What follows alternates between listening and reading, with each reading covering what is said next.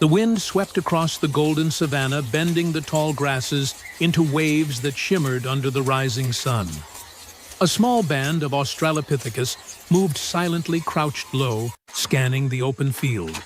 They were not hunting antelope or gathering roots today. Every sense in their bodies was tuned to something much more terrifying.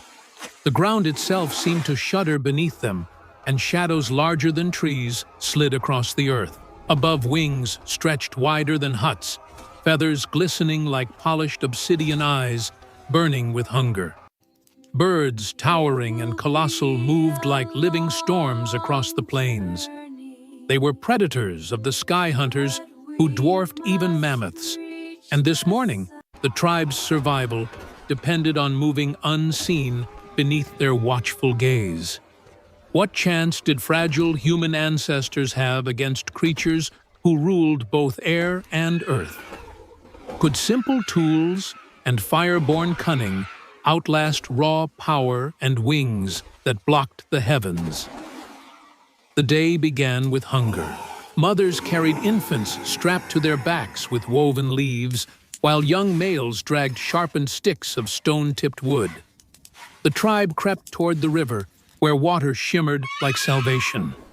Yet the path was perilous. Near the bank lay deep footprints, each wider than a human chest. Beside them, crushed reeds revealed where one of the monstrous birds had fed the night before. Bones of a fallen antelope were scattered like brittle twigs, split clean by a beak strong enough to pierce stone. The Australopithecus moved quickly, gathering gourds filled with river water, their eyes darting skyward. But danger was already circling. The first shadow fell silent, spreading across the riverbed. A massive avian descended its wings, stirring a violent storm of dust. Panic surged through the group. Children were lifted into arms, elders hobbled toward the tree line, while hunters raised their crude spears in trembling defiance. The bird's talons crashed into the sand, tearing into the earth, where moments before a child had stood. Cries rose without words, pure, raw instinct of survival. The tribe scattered, some diving into the reeds, others vanishing into the forest's embrace. Yet one hunter stood frozen, trapped in the bird's gaze, as if prey caught in the pull of a serpent. But survival demanded sacrifice. Another male, scarred from battles past, leapt forward with reckless courage. He hurled his spear, the stone tip slicing across the giant bird's wing. A screech erupted, a sound so piercing it seemed to split the air itself. The beast stumbled, thrashing its fury turned toward the intruder. This was the first knot of conflict, the spark that would decide whether the band lived or perished. The scarred hunter ran, leading the creature away from the huddled mothers and children, his body a lure of flesh and blood. His steps thundered through the grasslands as the tribe watched in terror, unable to help, forced to choose between survival and loyalty. As he sprinted, the sky darkened again. A second shadow appeared, another bird larger still, wings eclipsing the sun. Now the hunter was caught between two titans, his courage colliding with doom. The tribe's leader, a female elder, dragged the others into a cave mouth, at the cliff's edge, signaling with urgent hands. Stones were piled. Fire was sparked, smoke curling into the air. Within that cave, trembling but determined, the tribe prepared a desperate stand. Outside, the scarred hunter's chase grew desperate. The first bird slashed with its talons, grazing his back, while the second swooped low, its beak aimed at his head. Yet instinct and cunning burned within him. He dove into the reeds, forcing the predators into confusion, their massive wings tangled in the thick grasses. The ground shook as they thrashed, their shrieks echoing like thunder. This chaos bought precious moments. The tribe's fire grew brighter flames, licking the stone ceiling, smoke billowing outward. Fire, the one force these colossal birds feared, but the reprieve was only temporary. The sky was never empty for long, and the band knew their struggle had just begun. The cave echoed with shallow breaths and muffled sobs as the flames crackled, casting shadows that danced like restless spirits across the walls.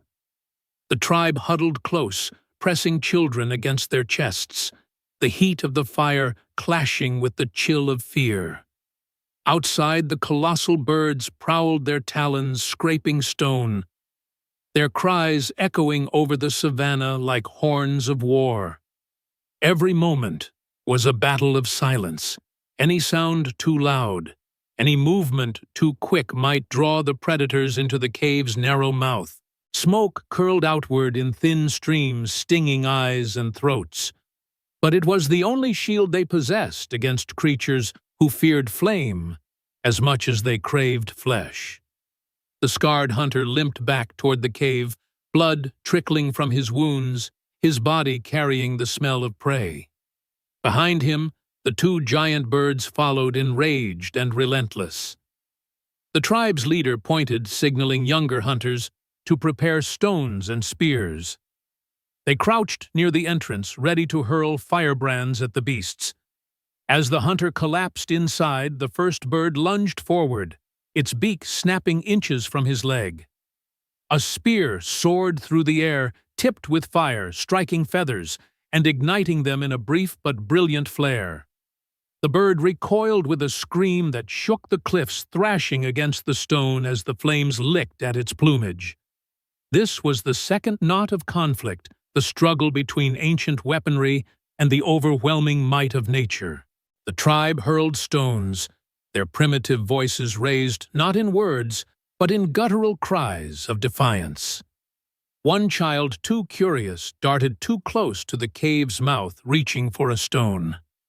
A massive shadow swept down another bird unseen, until now had joined the hunt.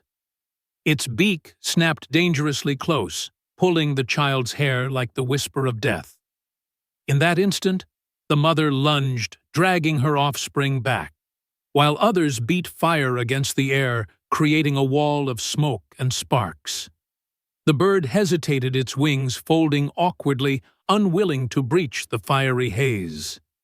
Yet victory was not theirs. Outside, the plains quivered with more movement. From the distance, a rival tribe emerged, their silhouettes etched against the horizon. They too had been driven from the open fields by the sky hunters, and now desperation brought them into the same territory. Tension rose like a storm within the cave. These new arrivals were not kin. They were competitors for water, shelter, and meat. Their eyes glimmered with suspicion as they spotted the firelit haven. Would they seek alliance against the winged monsters?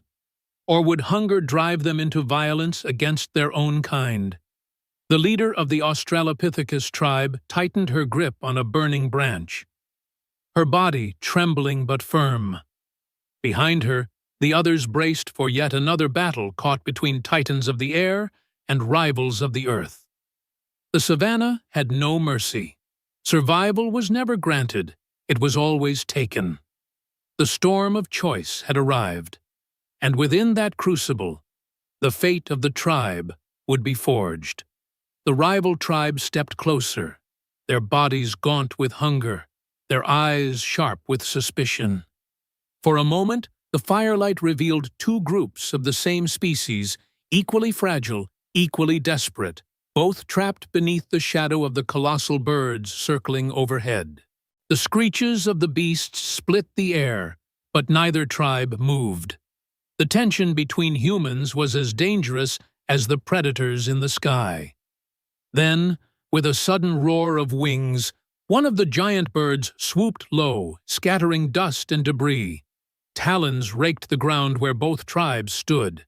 In that instant, fear tore away division. Instinct overcame rivalry.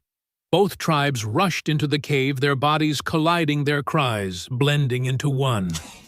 Firebrands were thrust forward not against each other, but against the predator that threatened all. Flames rose high, smoke thickened, and the bird withdrew into the storm of its own rage. Inside the cave, something shifted. Where there had been distrust, there was now the shared rhythm of survival. Mothers from one tribe passed water gourds to the children of the other. Hunters with fresh spears stood alongside strangers, forming a single wall of defense. The scarred hunter, still bleeding, was tended by an elder who had not been part of his group. The savanna outside still trembled with danger, but within the cave a fragile unity had been born. By nightfall, the birds drifted away, their cries fading into the distance. Silence returned, broken only by the crackle of fire and the sigh of exhausted breath. A meal was shared. Roots, berries, scraps of dried meat passed hand to hand without claim of ownership. The tribes, once enemies, now sat together as kin beneath the same stone ceiling, their shadows merged on the walls. In the heart of that night, a new story was written, that against predators of impossible size and skies ruled by wings, survival was not the gift of the strongest or the bravest, but the bond of many becoming one.